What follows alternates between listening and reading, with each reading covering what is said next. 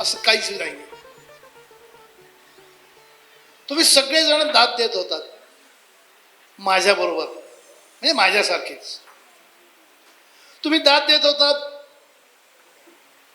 कारण तुमच्यापैकी कोणाचा तरी मुलगा, कोणाची तरी मुलगी, कोणाचा तरी नातू, कोणाची तरी नात, कोणाचा भाऊ, कोणाची बहीण, त्यामुळे तुमची दाद ही स्वाभाविक होती. पण माझं तर काही यांच्याशी काहीच तसं नातं नाही. पण तरी मी दाद देत होतो. याचं कारण असं की यांच्या सादरीकरणामध्ये निरागसता होतीये. नाटकातली निरागसता म्हणजे काय असते ते या विद्यार्थ्यांनी या सादरीकरणातून आपल्याला आता शिकवलेलं आहे. घरी असं बोलतात का वे? कधीच बोलणार नाहीत. आणि मला खात्री आहे कदाचित आजी आजोबांजवळ बोलू शकतील, पण आई वडिलांजवळ हे बोलण्याची हिंमत या मुलांची नक्कीच नाही. मग हे धाडस कुठे आहे? हे नाटकात आहे. म्हणून तुमचं धाडस कशात आहे? तर कलेमध्ये आहे. हे या विद्यार्थ्यांनी आज आपल्याला दाखवलेलं आहे. त्यामुळे या नाटकाकडे बघत असताना किंवा या नाट्यप्रवेशाकडे, नाट्यछटेकडे बघत असताना या विद्यार्थ्यांची निरागसता पहा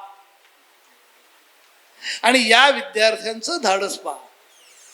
कदाचित चुकले असतील, कदाचित तिथून कुठून तरी प्रॉम्प्टिंग झालंय असेल, कदाचित कोणीतरी शेजारचा एखादा सहकलाकार सांगितही असेल, ते आपणही पाहिलंय.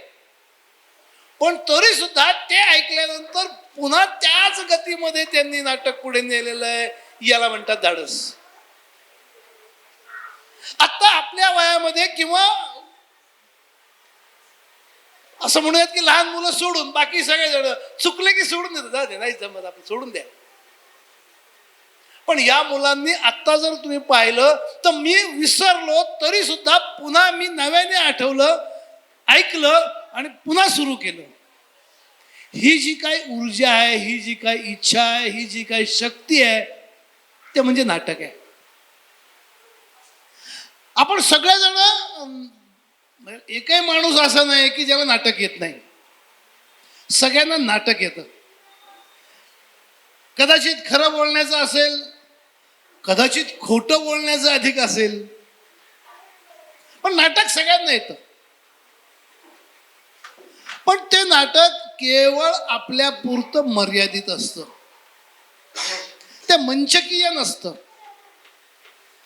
ते सार्वजनिक नसतं, ते मर्यादित असतं. या मुलांनी खोटं खोटं का होईना, पण कोणी आई झालं, कोणी आजी झालं, कोणी बाबा झालं, कोणी गणपती झालं, काही झाले असतील, ते खोटं खोटं असलं तरी खऱ्यासारखं केलं, ते नाटक आहे. आणि सगळ्यांसमोर करण्याचं धाडस म्हणजे ते नाटक आहे. त्यामुळे या नाटकाकडे किंवा यांच्या सादरीकरणाकडे तुम्ही त्यांच्या अंगाने पहा, एवढंच मला आत्ता सांगायचं आहे.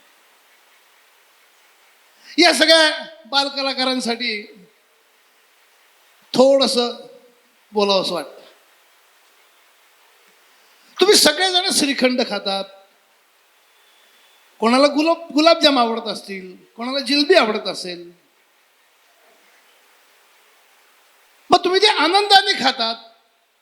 तुम्हाला आनंद मिळतो ते खाल्ल्याचा. तो खाल्ल्याचा आनंद तुमच्या चेहऱ्यावरती दिसतो.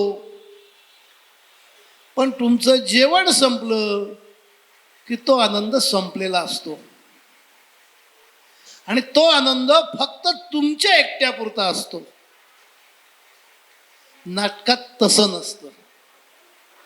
नाटकाचा आनंद स्वतःलाही असतो, समोरच्यांनाही असतो. आणि पुन्हा 4 वर्षानंतर, 10 वर्षानंतर जेव्हा केव्हा तुम्ही सगळे पुन्हा एकत्र भेटाल, तेव्हा आपण हे नाटक केलं होतं आणि छोटीशी नाट्यछटा केली होती आणि मग तू विसरला होतास आणि मग तुला हिनी सांगितलं होतं, मग मॅडमने असं सांगितलं होतं, मग ताईने असा ड्रेस घातला होता. या आनंदात तुम्ही 10 वर्षांनी का होईना पुन्हा याल, याची मला खात्री आहे. हा अनुभव इथे बसलेल्यांना कदाचित काही जणांना येतही असेल की आता आपण शाळा कॉलेज याच्या पलीकडे आहोत, पण कधीतरी शाळेतलं कोणी भेटलं की एक गाणं म्हटलं होतं, एखादी चित्रकलेतली कृती केली होती, एखादी हस्तकलेतली कृती केली होती, हे आठवतो आणि आनंद होतो. कला ही आनंद देणारी आहे, चिरकाल आनंद देणारी आहे. ती श्रीखंडासारखी आपल्यापुरती तात्पुरती अशी नाहीये. त्यामुळे तुम्ही सगळेजण या आनंदामध्ये आहात, तो आनंद असाच पुढे चालू ठेवा. केवळ एवढ्या पुरतं नाही तर सातत्याने चालू ठेवा. म्हणून जेव्हा गीतांजली ते माझ्याकडे आले तेव्हा मी त्यांना एक सूचना केलेली आहे, सांगू की या मुलांना तुम्ही शिकवलाय. 2 बॅच झाल्या असतील, 3 बॅच झाल्या असतील, 4 बॅच झाल्या असतील, मला माहित नाही. या मुलांना तुम्ही स्टेज दिलं, पण कोणापुरतं दिलं? यांच्या पुरतं दिलेलं आहे, त्या विद्यार्थ्यांच्या नातेवाईकांपुरतं दिलेलं आहे असं मी म्हणेन. यांना थोडं मोठं स्टेज द्या, यांना सोडून दुसरं स्टेज द्या. म्हणजेच याचा अर्थ असा की एखादी बालनाटिका बसवून, एखादं बालनाट्य बसवून त्याचं स्पर्धेमध्ये, बाहेरच्या गणपती उत्सवात, कुठल्या तरी वेगवेगळ्या सोसायटीमध्ये, इथे बसलेल्या अनेकांच्या सोसायट्यांमध्ये गणपतीचे उत्सव होत असतात, कार्यक्रम होत असतात. त्यात एखादं, नवरात्रात एखादं, दिवाळीमध्ये एखादं, कुठेतरी एखाद्या गच्चीवरती जाऊन एक नाट्यप्रयोग या मुलांना घेऊन करा, छान चांगल्या पद्धतीने करा.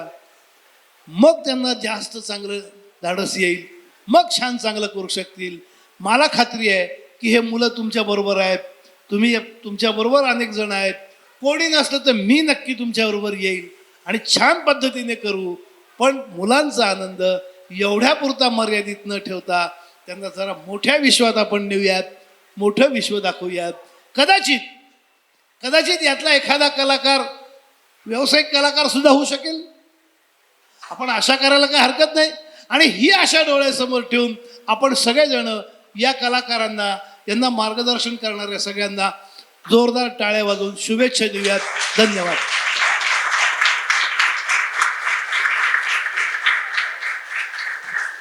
धन्यवाद सर.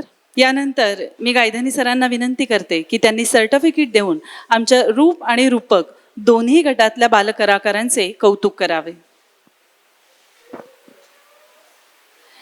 स्वराज चव्हाण,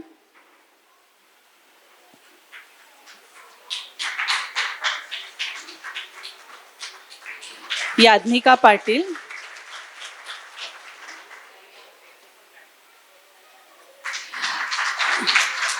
अविका घोंगडे,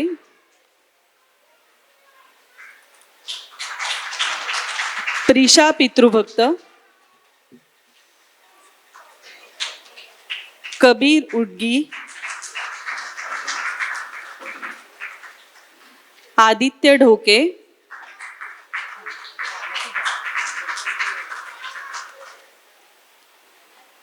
आदित्य ढोके,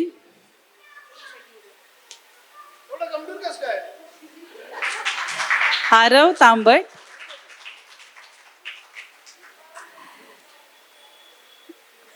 सम्राज्ञी आखाडे,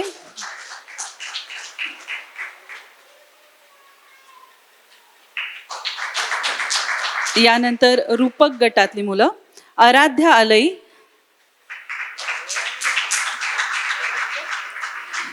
किमया तुसे, अथांग साठे,